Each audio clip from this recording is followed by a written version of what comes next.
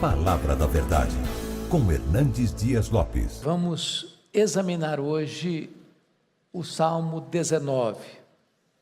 Nós estamos fazendo exposição do livro de Salmos, enquanto o pastor Arival está expondo o livro de Êxodo.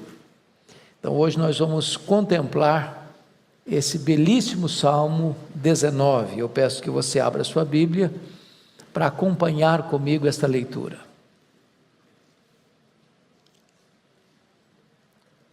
Está escrito o seguinte: os céus proclamam a glória de Deus, e o firmamento anuncia as obras das suas mãos. Um dia discursa a outro dia, e uma noite revela conhecimento a outra noite. Não há linguagem, nem há palavras, e deles não se ouve nenhum som. No entanto, por toda a terra se faz ouvir a sua voz, e as suas palavras até os confins do mundo. Aí pôs uma tenda para o sol, o qual, como noivo que sai dos seus aposentos, se regozija como herói a percorrer o seu caminho. Principia na extremidade dos céus, e até a outra vai o seu percurso, e nada refoge ao seu calor. A lei do Senhor é perfeita e restaura a alma. O testemunho do Senhor é fiel e dá sabedoria aos simples. Os preceitos do Senhor são retos e alegram o coração. O mandamento do Senhor é puro e ilumina os olhos. O temor do Senhor é límpido e permanece para sempre. Os juízos do Senhor são verdadeiros e todos igualmente justos. São mais desejáveis do que ouro, mais do que muito ouro depurado, e são mais doces do que o mel e o destilar dos favos. Além disso, por eles se admoesta o teu servo, em os guardar a grande recompensa. Quem há que possa discernir as próprias faltas? Absolve-me das que me são ocultas. Também da soberba guarda o teu servo, que ela não me domine.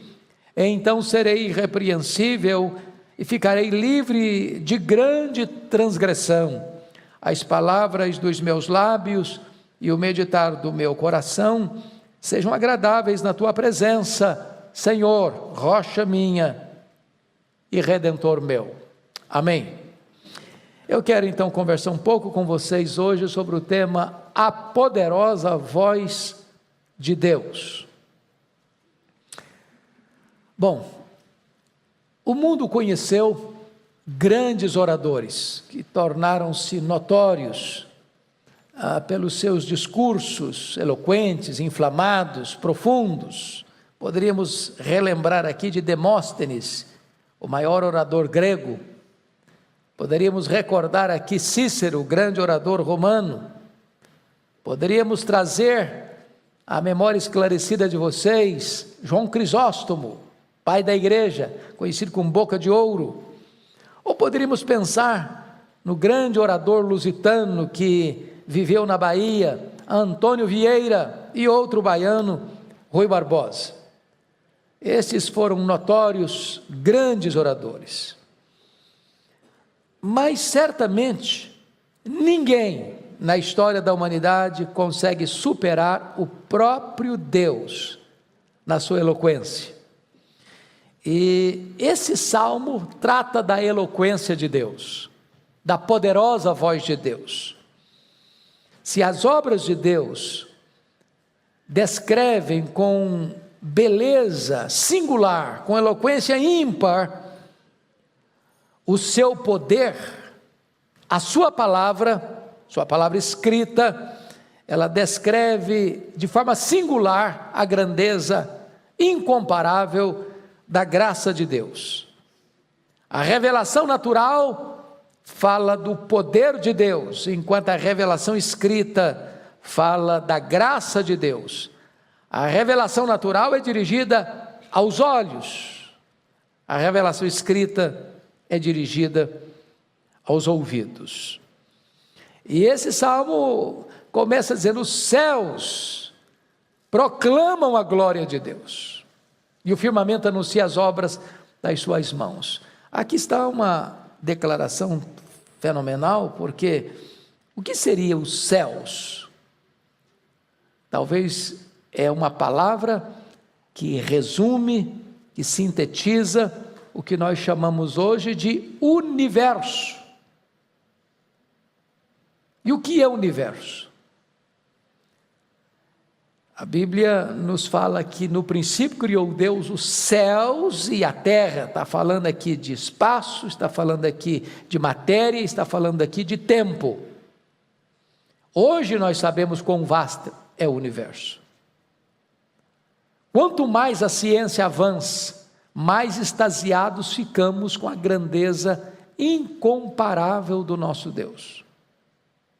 Este universo tão vasto, tão insondável, com leis tão precisas, com movimentos tão harmônicos, é hoje sabido, tem mais de 93 bilhões de anos-luz de diâmetro, e tudo isso Deus criou para o louvor da sua glória.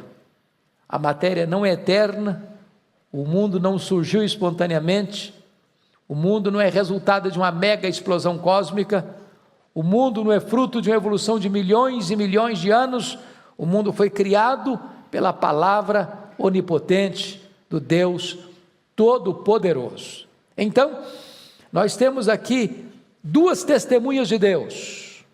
Primeiro, a natureza. Segundo, as Escrituras.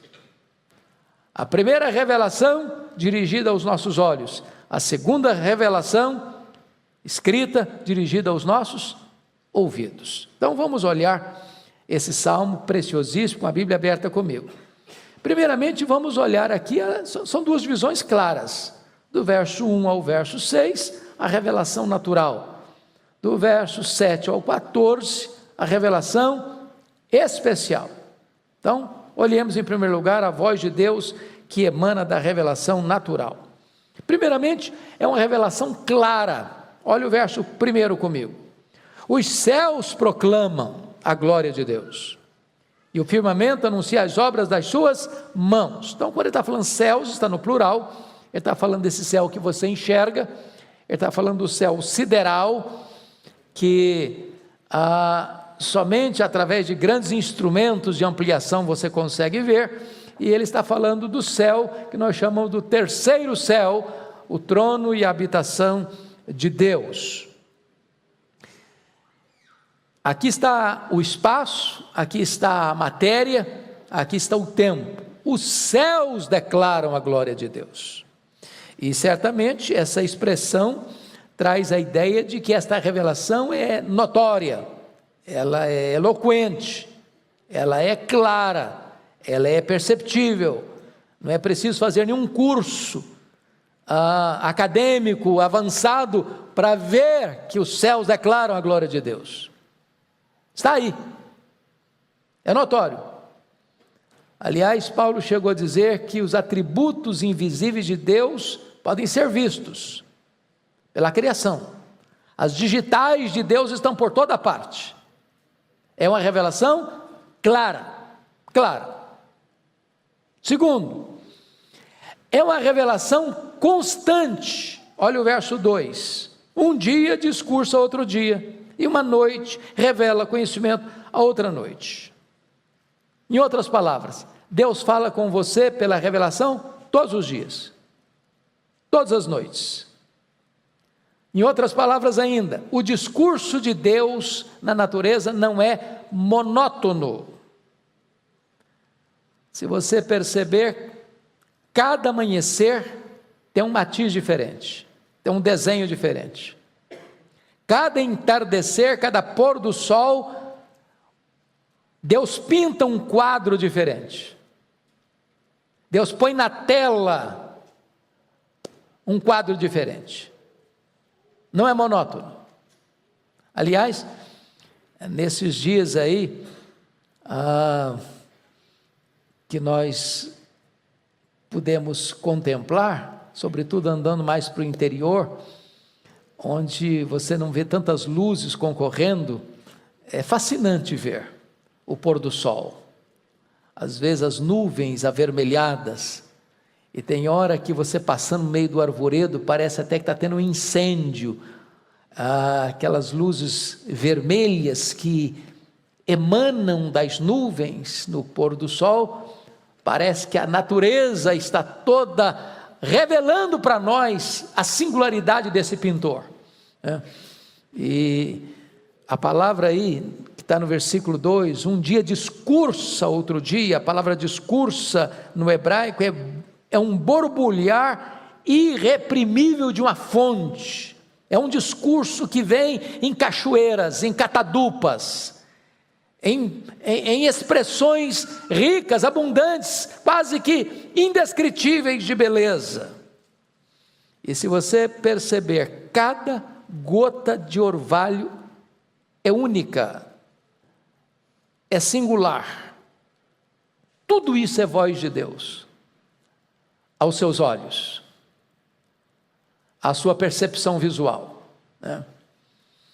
Mas em terceiro lugar, é uma revelação sem linguagem. Olha o verso 3 comigo. Não há linguagem, nem há palavras, e deles não se ouve nenhum som.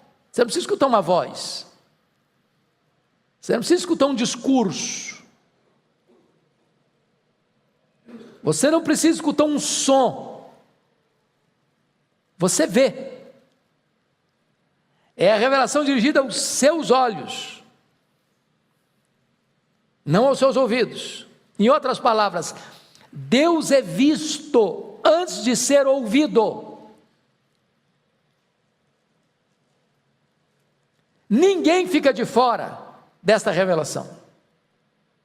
Ela é natural, ela é universal, ela é eloquente, ela é patente, ela é como um borbulhar irreprimível de uma fonte. Essa é a ideia. Mas em quarto lugar, ela é uma revelação universal. Olha o verso 4 comigo. No entanto, por toda a terra se faz ouvir a sua voz, e as suas palavras até os confins do mundo, né? Então, aqui precisamos entender a universalidade desta revelação, porque se você notar o que está escrito na Escritura, lá em Gênesis 1:1, no princípio criou Deus os céus e a terra. O que existia antes do princípio? Ou quem existia antes do princípio? Só Deus existia. Então, antes do princípio, não tem tempo. Antes do princípio, não tem história. Antes do princípio, não tem matéria. Antes do princípio, não tem criação. Antes do princípio, só Deus existia, porque só Deus é eterno. Quando dá o primeiro soar do ponteiro do tempo, Deus cria. E Deus cria sem matéria pré-existente. Todo o universo. E Deus cria em 6 dias. E Deus cria tudo. E Ele está mostrando para nós que as digitais do Criador podem ser vistas, e são. Só quem não tem olhos para não ver.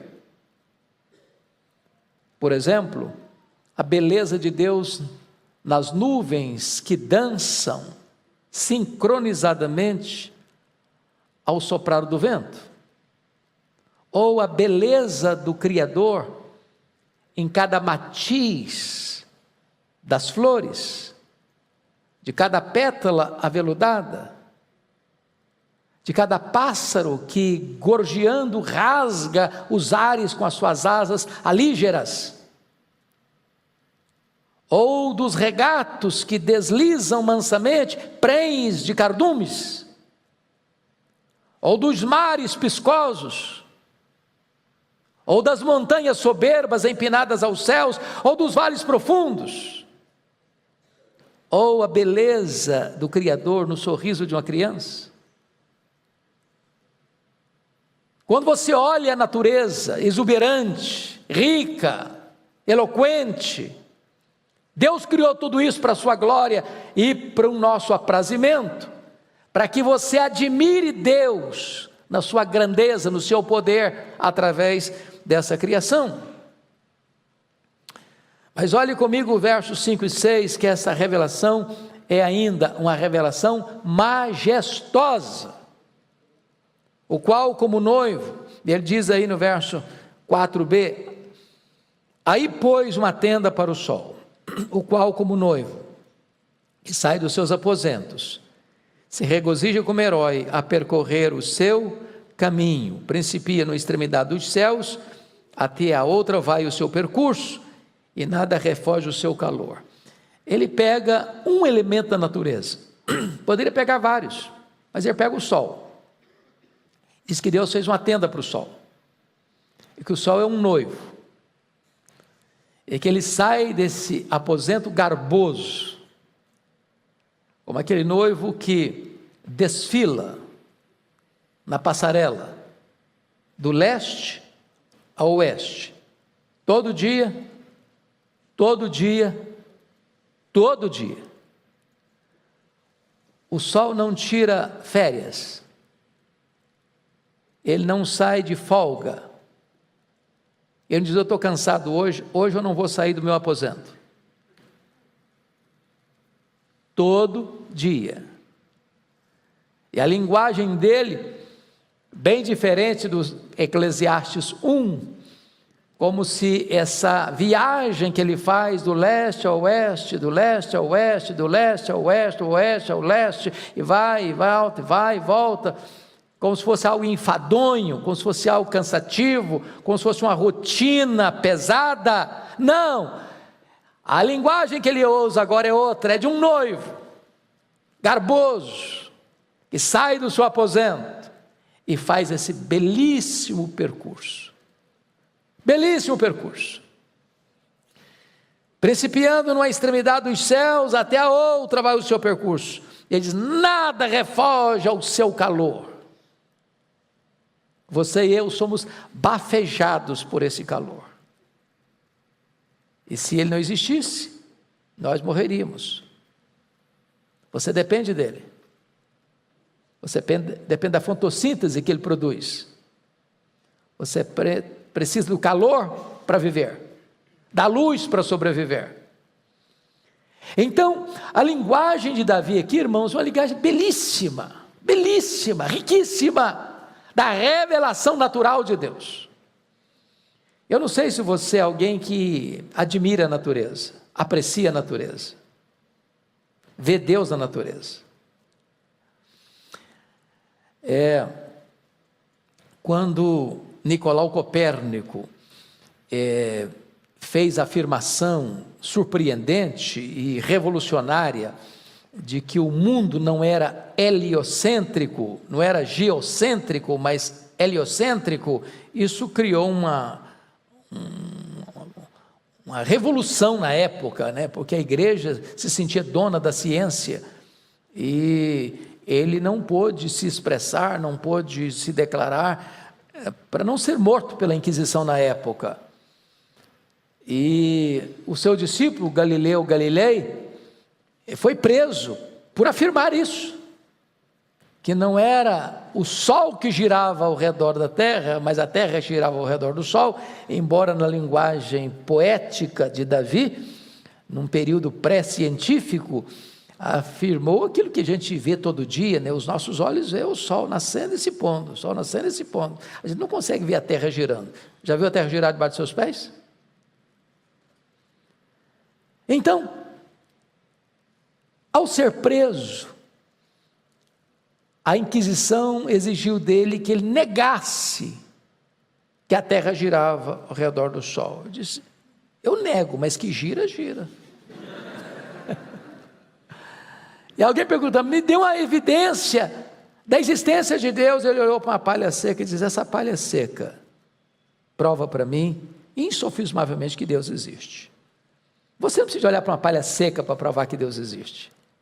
Você olha para o sol, você olha para a lua, você olha para as estrelas, você olha para a natureza, você olha para o seu irmão, você olha para as flores, para as borboletas, para os pássaros, para os rios, para os mares, para os astros, para o cosmo. Tudo isso é revelação de Deus. Mas agora, dos versos 7 ao 14, ele faz uma transição belíssima da revelação natural para a revelação especial, da natureza para a palavra, da revelação aos olhos para a revelação aos ouvidos, do poder de Deus para a graça de Deus. Então vamos ver a voz de Deus que emana agora da revelação escrita. E a primeira coisa que o salmista vai mostrar para nós, meus amados irmãos, são as qualidades excelentes da palavra de Deus. Confira comigo aí nos versos 7 a 9. Primeiro ele diz no verso 7, a lei do Senhor é perfeita. Então só um pouquinho, ele vai usar a expressão lei no verso 7, no mesmo verso 7 ele vai usar testemunho, no verso 8 ele vai usar preceitos, e vai usar a palavra mandamento. No verso 9 vai usar a expressão o temor do Senhor e os juízos do Senhor. Todos esses termos significam a mesma coisa, a palavra de Deus, certo? Então tá bom. Então a primeira qualidade excelente da palavra de Deus, que ela é o que aí no verso 7? Ela é o que? Perfeita. E o que quer dizer com isso? Quando você diz que a palavra de Deus é perfeita, o que você está querendo afirmar com isso? E ela não tem o quê? Erros, equívocos, contradições. A palavra de Deus é inspirada, inerrante, infalível, suficiente. Ela não precisa de atualização, ela não precisa de ressignificação. Ela é o quê? Perfeita. Se ela é perfeita, de onde ela procedeu? Obviamente tem que ser de Deus, porque se foi o homem que produziu, então tem defeito. Porque o homem é o quê? Falível. A mente que concebeu a Bíblia é divina. Por isso é um livro inspirado, escrito por homens, inspirado por Deus. Concebida no céu, nascida na terra. Ela é perfeita. Segunda coisa que o texto diz aí no verso 7, que ela é mais o quê? Ela é fiel. Quando diz que a Bíblia é fiel, o que ela está querendo dizer? Que o que Deus fala, Ele cumpre.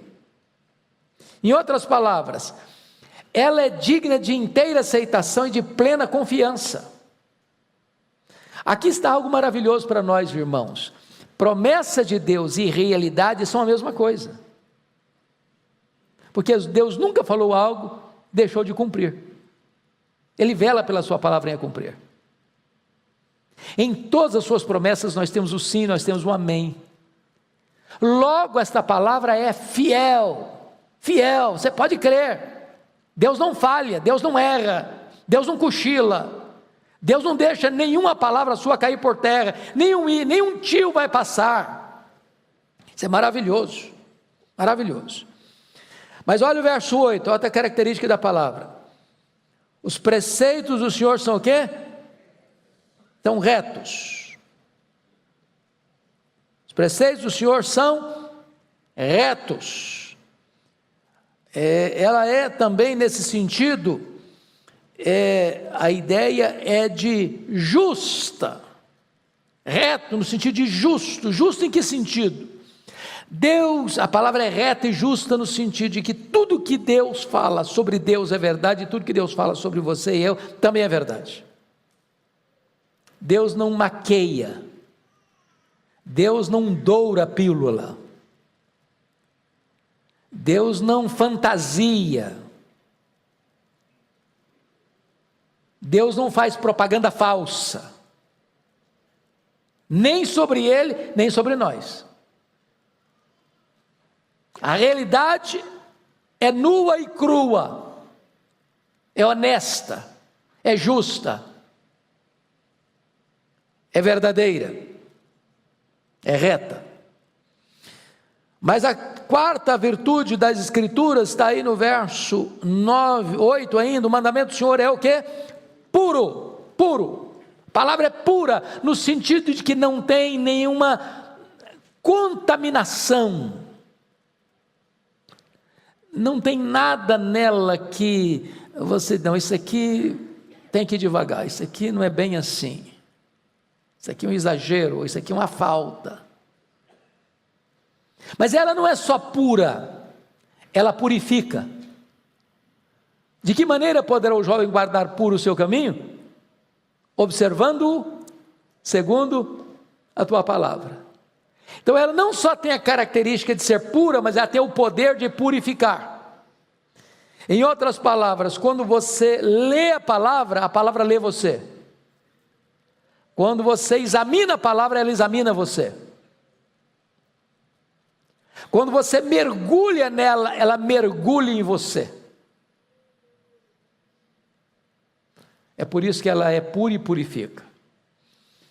Mas, no versículo 9, está escrito que o temor do Senhor é límpido, traz a ideia de puro de novo, e os juízos do Senhor são verdadeiros. Não, versículo 9, o temor do Senhor é límpido e permanece o quê? Desta palavra o que mais? Eterna. Oh, meus irmãos, isso é maravilhoso, sabe por quê? Porque, veja bem, nós temos de vez em quando surgindo as correntes filosóficas, né? Você tem aí o racionalismo, o iluminismo, o empirismo, o positivismo, o existencialismo, e tantas outras correntes que vão surgindo, né? Vão surgindo. Aí levanta um filósofo e propõe uma ideia, e outro levanta outro filósofo e propõe outra ideia combatendo aquela, e aí nós vamos trocando de filosofias ao longo da história. A humanidade vai abraçando uma, rejeitando outra, abraçando uma, rejeitando outra.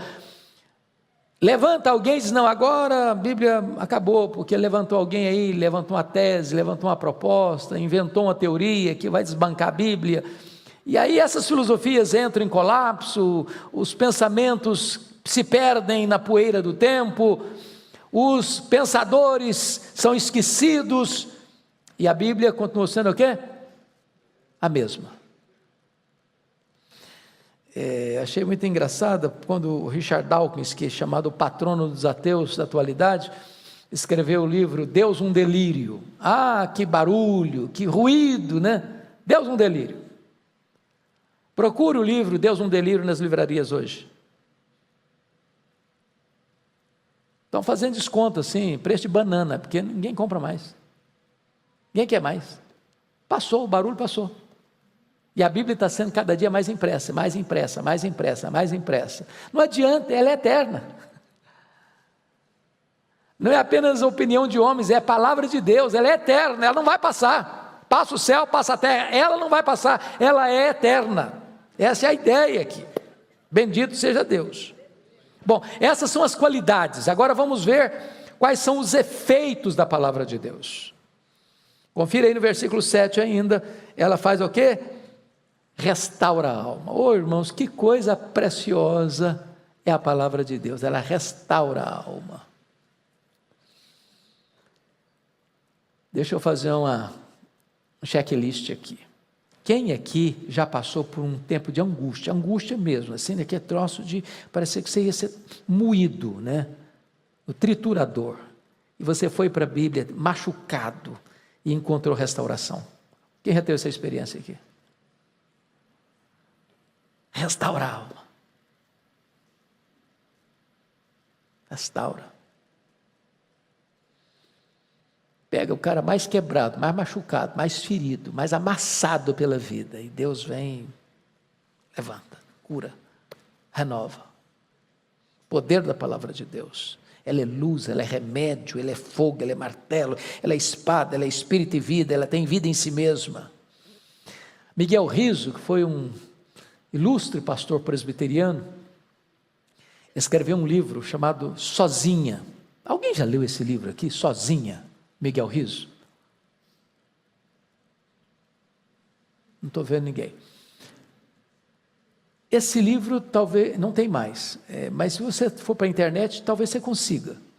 Sozinha. Foi pastor da Igreja Unida de São Paulo. Foi um dos maiores oradores da Igreja Presbiteriana de todos os tempos. E esse livro conta a história de um colportor é o vendedor de Bíblia ambulante, que chegou numa fazenda de Minas Gerais e vendeu uma Bíblia para um fazendeiro, numa vila que tinha, e o fazendeiro era analfabeto, mas tinha um dos seus funcionários que sabia ler, e ele chamou o funcionário para ler aquele livro da capa preta, e o fazendeiro se converteu, a família dele se converteu, e os funcionários dele se converteram, e não tinha pregador, não tinha ninguém para ensinar, mas o funcionário era convidado, e as pessoas eram convidadas para ler aquele livro, e na medida que o livro ia sendo lido, as pessoas iam se convertendo, e toda aquela vila se converteu com a leitura do livro. Ela tem vida em si mesma, ela restaura a alma. Bom, segundo lugar, olha o versículo 7 ainda, ela dá sabedoria aos simples. Você sabe que conhecimento e sabedoria são coisas distintas. É possível uma pessoa ser muito culta e ser tola, insensata. E é possível uma pessoa ser semi-analfabeta e ser sábia.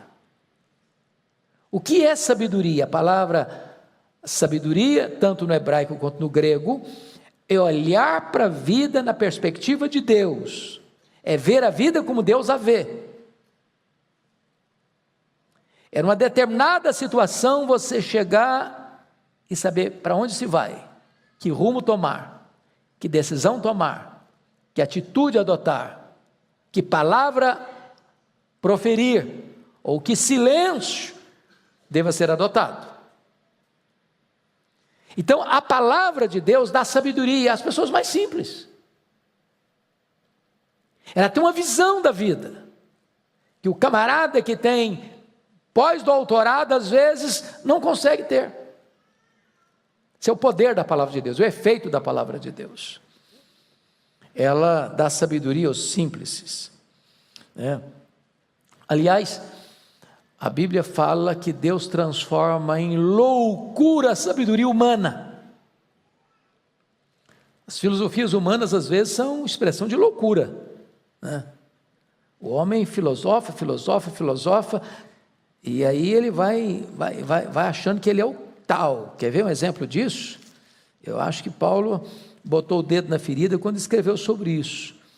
Em Romanos capítulo 1, versículo 21, diz assim: porquanto, tendo conhecimento de Deus, não glorificaram como Deus, nem lhe deram graças, antes se tornaram nulos em seus próprios raciocínios, obscurecendo-se-lhes o coração insensato, inculcando-se por sábios, tornaram-se loucos, e mudaram a glória de Deus incorruptível em semelhança da imagem de homem corruptível, bem como de aves, quadrúpedes e répteis.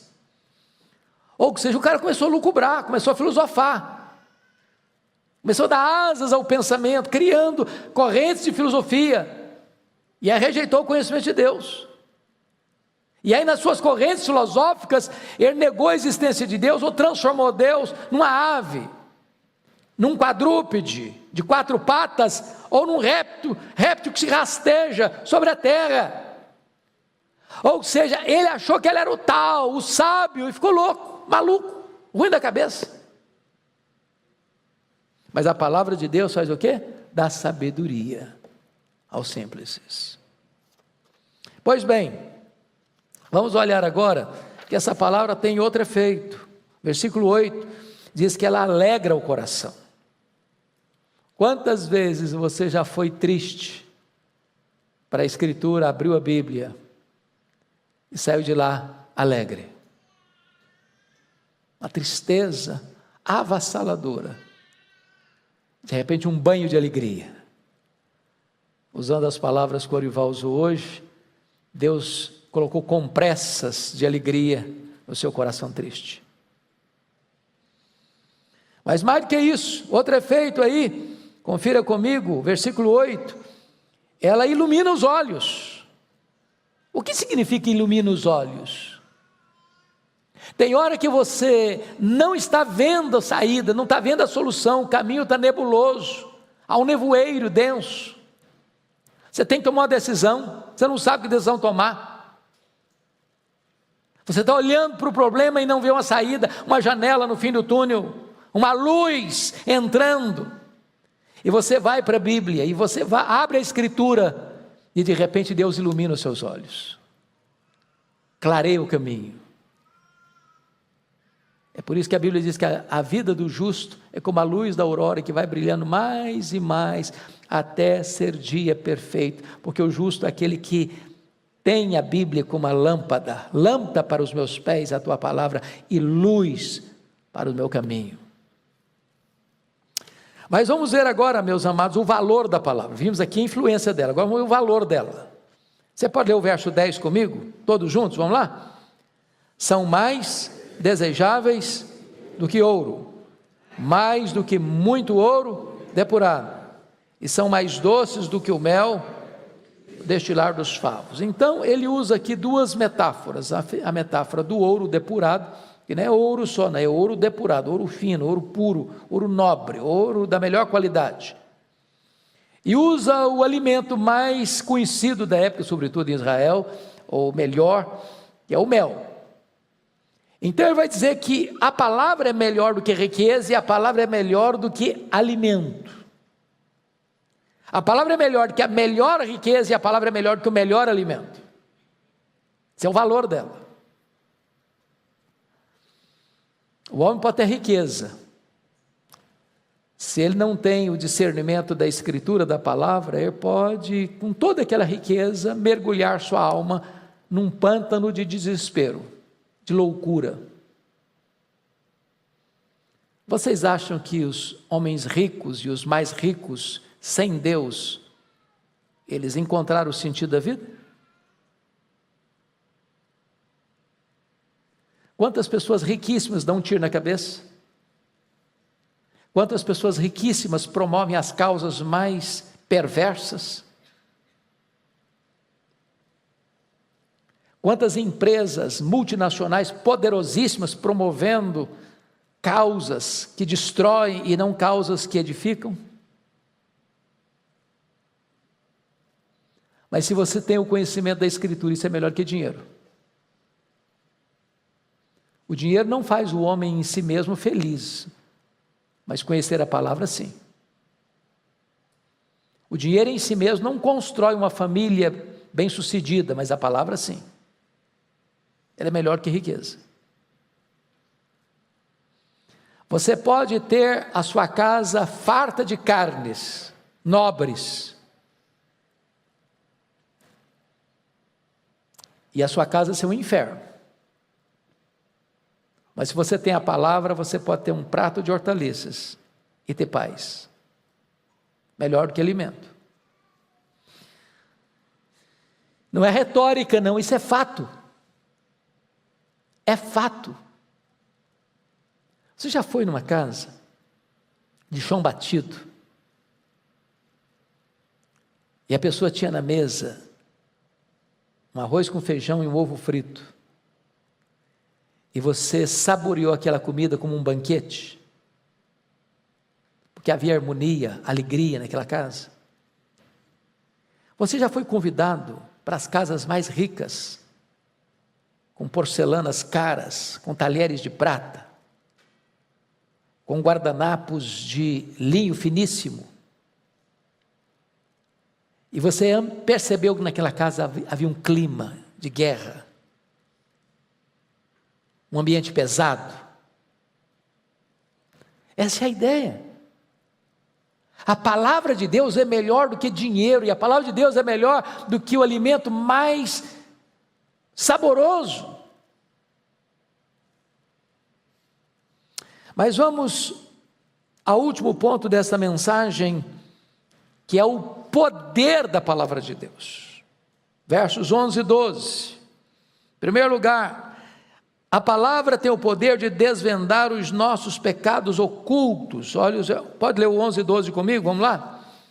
Além disso, por eles se admoesta o teu servo em os guardar a grande recompensa. Quem há que possa discernir as próprias faltas? Absolve-me das que me são ocultas. Primeira coisa, amados irmãos, a palavra tem esse poder de desvendar os nossos pecados ocultos. Há pecados que nós cometemos e nem sabemos que cometemos. A gente nem sabia que aquele negócio era pecado. À medida que você vai lendo a Bíblia, Deus vai convencendo você, porque você vai tendo mais entendimento, mais compreensão de quem é Deus, do que Ele requer de você, do padrão de vida que Ele tem para você. Então preste atenção nisso. A pessoa que acha que está vivendo uma vida muito boa, que Ele é o padrão da excelência, que Ele é o suprassumo da vida espiritual, via de regra, são as pessoas que não conhecem a palavra de Deus. Ninguém consegue ser um estudioso verdadeiro da Bíblia, não no sentido técnico, acadêmico, mas no sentido devocional, e ter o narizinho empinado. É por isso que as pessoas que mais choram pelos seus pecados, ou lamentam os seus pecados, ou confessam os seus pecados, não são as pessoas que mais pecam, são as pessoas que mais intimidade com Deus têm. Leia sua Bíblia e você verá isso. Não foi esta a postura de Isaías? Ai de mim, Senhor, eu estou perdido. Sou um homem de lábios impuros e habito no meio de um povo de impuros lábios. Não foi esta a postura de Jó, quando contempla Deus? Eu te conheci só de ouvir, agora os meus olhos te veem, e por isso eu me abomino no pó e na cinza. Não foi esta a posição de Pedro: afasta de mim, Senhor, eu sou um pecador. Não foi esta a postura de Paulo: miserável homem que eu sou, quem me livrará do corpo desta morte? Não foi essa a postura de João, que caiu como morto aos pés do Senhor? Então, quando você vê um crente assim, que acha que ele é o tal, que ele sou narizinho empinado, peito estufado, está vivendo na penumbra, está longe da luz. Se você apagar a luz e virar escuro aqui, você pode tornar uma lata de piche no chão, ninguém vai ver. Mas se você acender a luz até essa parede branca, aí você vai ver impureza nela. Na medida que você vai lendo a Bíblia, Deus vai trazendo à tona, Deus vai revelando. Coisas que você achava que não tinha nada a ver, passa a ter a ver.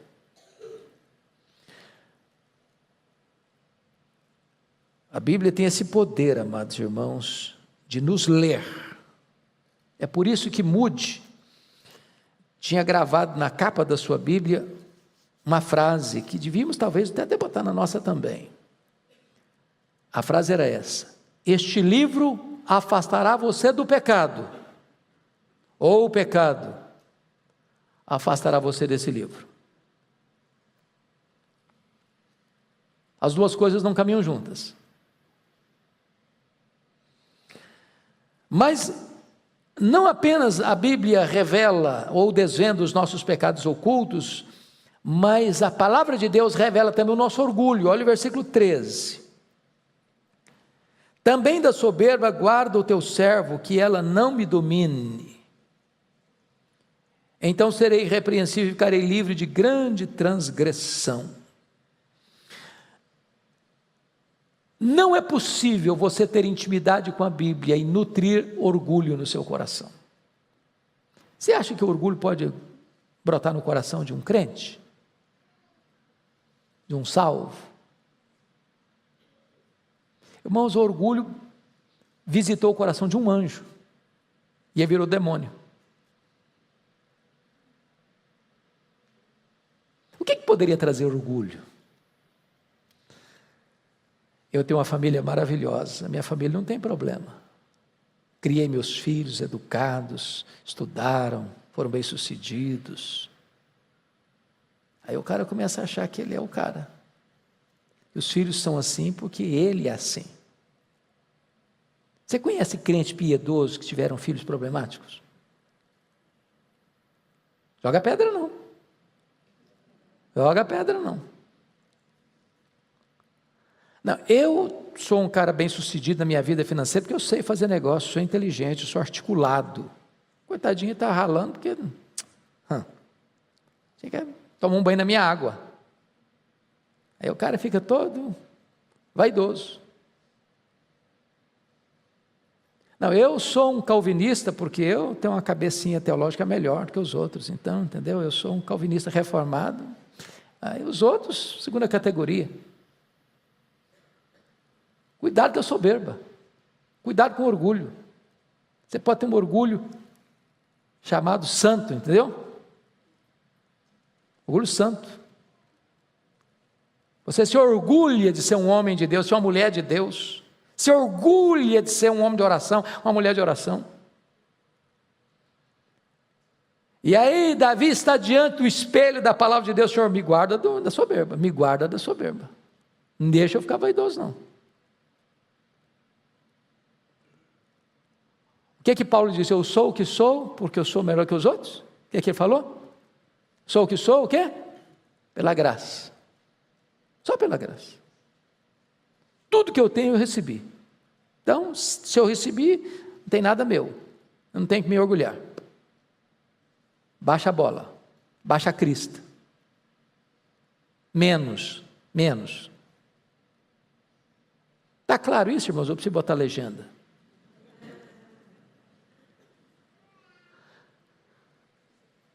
Terceiro lugar.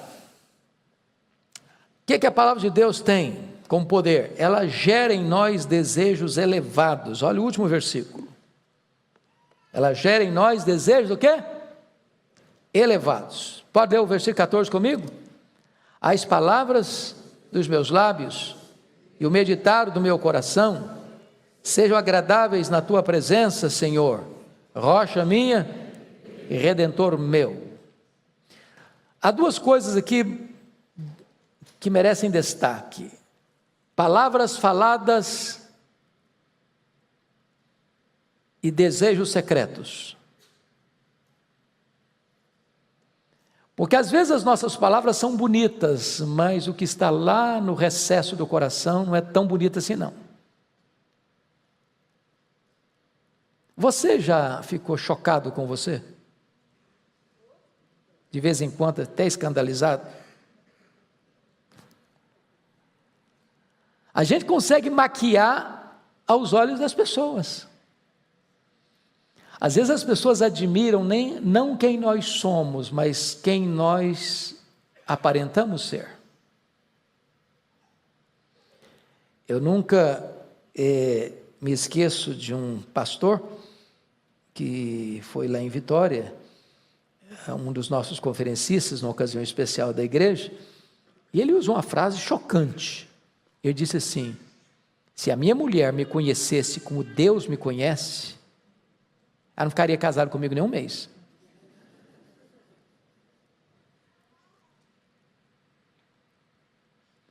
Imagine você se Deus resolvesse projetar na tela ali o que nós cogitamos, ou pensamos, ou sentimos. Hoje são 8, só nessa semana. Você se sentiria confortável aqui dentro? Se Deus botasse isso para fora? Eu sou da roça mesmo, roça assim, da agricultura mais simples. E uma coisa que eu fiz na infância, hoje não se faz mais na minha região, mas era plantar arroz no brejo. Para plantar arroz no brejo, você tem que fazer uma coisa que se chama de virar barro. Ir para o pântano, botar a enxada e virar o negócio, botar a raiz para cima, e ali você planta o arroz. Quando a Bíblia diz, lá no Salmo 139, sonda-me, ó Deus, A ideia de sondar aí é virar o barro, é trazer à tona o que está lá, escondido lá dentro. O que o texto está dizendo é que quando você lê a palavra e medita na palavra, e entra na palavra, e a palavra entra em você, Deus vai trazendo à tona, à luz do sol, o que está lá embaixo, nas camadas escondidas, nos cofres fechados, nas gavetas, debaixo do tapete, à tona. E ele está pedindo para Deus, falei, Deus, eu não quero só impressionar as pessoas. O meu desejo é que o meditar do meu coração, é que o secreto, é que o que não está à luz, o que não está sendo visto pelas pessoas, seja agradável na tua presença, porque Deus não fica impressionado com as palavras bonitas que nós conseguimos articular. Ele vê o coração e Ele quer a verdade no íntimo. Ele está dizendo que o poder da palavra é que a palavra de Deus, ela penetra em você e purifica de dentro para fora, não maqueia, não é verniz, não é esmalte, não é blush, é mudança interior. Que a meditação do meu coração e as palavras dos meus lábios sejam agradáveis diante dos homens? Não, sejam agradáveis na tua presença. E ele fecha o Salmo 19, não apenas com a revelação natural, com a grandeza do universo, e não apenas com a riqueza da revelação escrita, a palavra, mas ele encerra o Salmo com o Deus da criação e com o Deus da palavra. Quando ele diz assim, seja agradável na tua presença, Senhor, rocha minha e redentor meu. Ele sai da revelação de Deus para o Deus da revelação. E diz que esse Deus é sua rocha, fortaleza. E que esse Deus é o seu redentor. Com isso ele está dizendo o seguinte, ele não quer que você seja apenas um grande leitor da natureza, observador da natureza. Ele não quer que você seja apenas um grande estudioso da Bíblia. Ele quer que você tenha experiências pessoais com o Deus da natureza e com o Deus da Bíblia. Porque é possível aproximar-se da Bíblia como um técnico, como um hermeneuta, como um exegeta, como um teólogo, e isso tudo ficar no campo das ideias, e não mexer mais com a sua história, com a sua vida. Que a observação da natureza e que o exame das Escrituras nos leve a uma experiência pessoal com Deus, de ser a sua rocha, de ser o seu redentor. Que Deus os abençoe, meus amados irmãos. Que Deus seja o seu protetor, que Deus seja o seu salvador.